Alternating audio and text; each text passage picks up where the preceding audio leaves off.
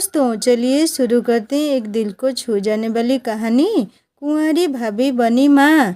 कहानी को शुरू से अंत तक सुनने के बाद लाइक शेयर सब्सक्राइब करना।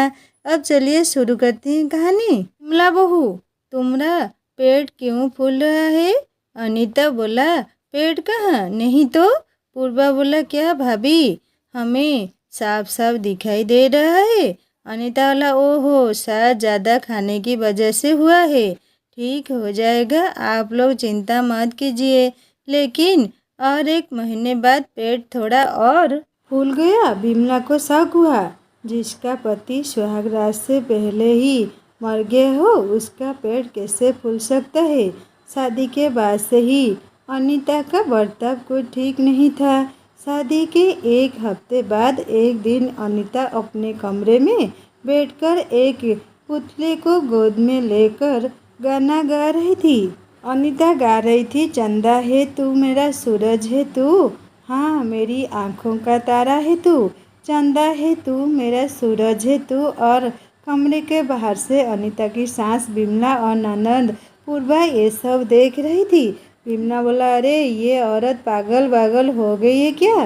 पूर्वा बोला, पता नहीं माँ, भैया को खोने के शौक में शायद दिमाग खराब हो गया है। विमला और पूर्वा अंदर चली गई और अनीता से कहा। विमला बोला, बहू ये क्या कर रही हो? एक पुतले को सुला रही हो? अनीता बोला, हाँ माँ, मैं तो हमेशा से एक बच्चा चाहती थी, लेकिन देखते ही देखते क्या से क्या हो गया। अनीता की आंखें भर आई। एक हफ्ता पहले ही उसकी शादी हुई थी। मंडप में शादी खत्म होने के बाद ही उसके पति रौनक के पास एक चिट्ठी आई। रौनक बोला, अरे ये किसकी चिट्ठी है, पढ़कर देखता हूँ। रौनक आर्मी ऑफिसर था और वह चिट्ठी आर्मी की तरफ से आई थी। रौनक बोला, बॉर्डर पर जंग छिड़ गई है, मुझे अभी जाना होगा। ये सुनकर अनीता अपने आप को संभाल नहीं पाई। अनीता बोला, तो फिर हमारी सुहागरात का क्या होगा रौनक? रौनक बोला, जंग से लौटने के बाद हम सुहागरात मनाएंगे। अनीता बोला, तुमने मुझे प्रॉमिस किया था रौनक कि तुम मुझे एक बच्चा दोगे, मुझे बच्चे बहुत पसंद है। रौनक बोला, हमारा बच्चा होगा अनीता, बस थोड़ा इंतज़ार कर लो, जंग से लौटने के बाद मैं दिन रात तुम्हारे साथ बिताऊंगा। रौनक जंग लड़ने चला गया। अनीता ससुराल चली गई और रौनक के फ़ोन का इंतज़ार करने लगी। 2 दिन बीत गए, लेकिन रौनक का कॉल नहीं आया। अनीता बेचैन हो गई। अनीता बोला, 2 दिन हो गए, वो कहाँ होंगे, किस हालत में होंगे? विमला बोला, बहू ज़्यादा चिंता मत करो, तबीयत बिगड़ जाएगी। पूर्वा बोला, हाँ भाभी, आर्मी अफसर से शादी करोगी तो ज़िंदगी भर इंतज़ार ही करना पड़ेगा। भैया तो हमेशा ऐसे ही अचानक से चले जाते हैं, हमें इन सब चीज़ों की आदत है। लेकिन अनीता का मन नहीं मान रहा था। अनीता बोला, पता नहीं क्यों मुझे कुछ गड़बड़ लग रही है, नहीं तो वो एक कॉल तो ज़रूर करते। अगले दिन अनीता दरवाजे के बाहर बैठकर रौनक की राह देख रही थी। इतने में पियन चिट्ठी लेकर आया। पियन ने बोला, ये आर्मी ऑफिसर रौनक का घर है? अनीता बोला, हाँ, उन्होंने चिट्ठी भेजी है क्या? पियन बोला, उन्होंने नहीं, ये आर्मी का तरफ से चिट्ठी आई है उनके घर वालों के लिए। पियन चिट्ठी देकर चला गया। अनीता ने चिट्ठी खोलकर पढ़ी और उसके हाथ से चिट्ठी गिर गई। वो रोने लगी।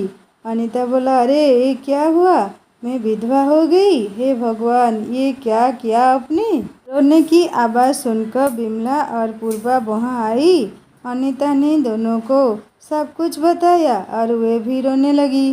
चिट्ठी में लिखा था, ऑफिसर रौनक अब इस दुनिया में नहीं है, जंग के मैदान में उनका देहांत हो गया, लेकिन उनकी बॉडी अभी तक नहीं मिली। अनीता बोला, अब क्या होगा माँ जी, अब क्या होगा? मेरा पति कभी मेरे पास नहीं लौटेगा। विमला बोला, मेरा बेटा। 2 दिन तक रोना धोना चलने लगा और उसके बाद से अनीता अजीब हरकत करने लगी। अनीता बोला, बच्चा, मुझे बच्चा चाहिए, रौनक ने मुझे बच्चा देने का वादा किया था, मुझे बच्चा चाहिए। पूर्वा बोला, अभी बच्चा कहाँ से आएगा भाभी, अब तो भैया ही नहीं रहे। अनीता बोला, वो सब मुझे नहीं पता, मुझे बच्चा चाहिए किसी भी हालत में। अनीता बाजार से एक छोटा सा पुतला खरीद कर लाई और उसे खिलाने और सुलाने लगी। उसे गोद में लेकर इधर उधर घूमने लगी। सभी ने सोचा कि अनीता पागल हो गई है। आसपास के लोग भी बातें करने लगे और ऐसे ही 2 महीने बीत गए और अचानक से एक दिन अनीता बीमार पड़ गई। उसे तेज बुखार आया और उसका सिर चकराने लगा। उसे डॉक्टर के पास ले जाया गया।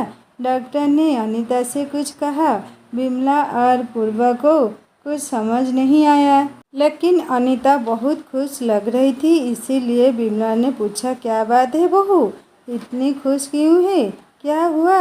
अनीता बोला, कुछ नहीं माँ जी, बस ऐसे ही आप नहीं समझेगी।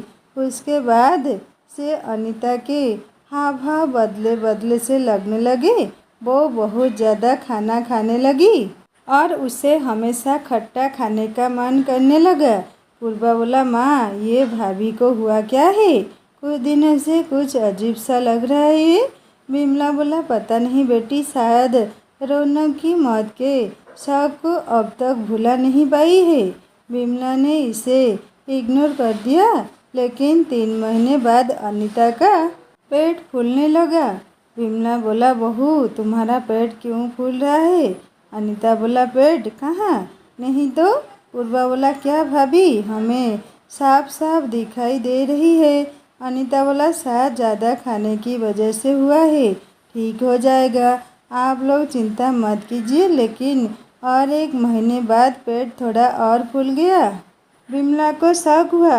विमला बोला, हाँ तू सच कह रही थी, कुछ तो गड़बड़ लग रही है।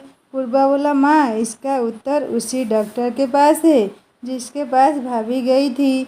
वे दोनों डॉक्टर के पास चले गए। विमला बोला, डॉक्टर साहब हमारी बहू को क्या हुआ है?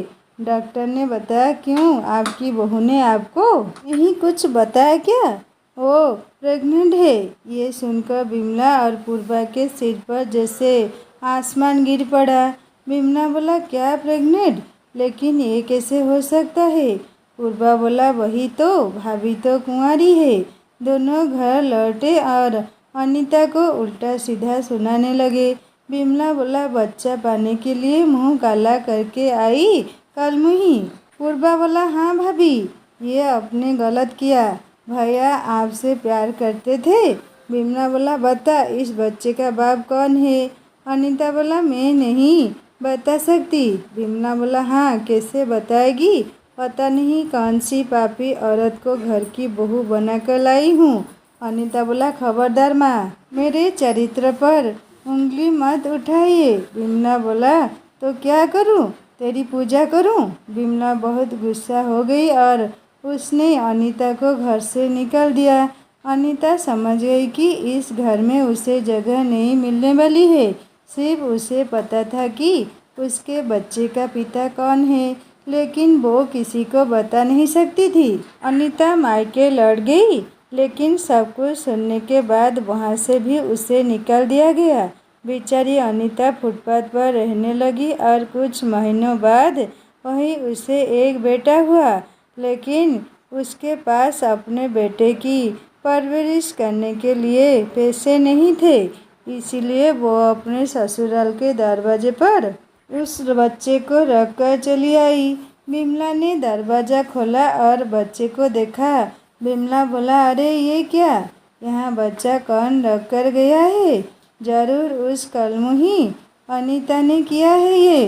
विमला दरवाज़ा बंद करने जा ही रही थी कि तभी उसने देखा कि उस बच्चे के दाहिने गाल पर एक तिल है। विमला बोला, अरे मेरे बेटे के गाल पर भी एक तिल था, वह भी दाहिने गाल पर, ये कैसे संभव है? विमला आश्चर्यचकित होकर खड़ी थी कि तभी एक कांड हो गया।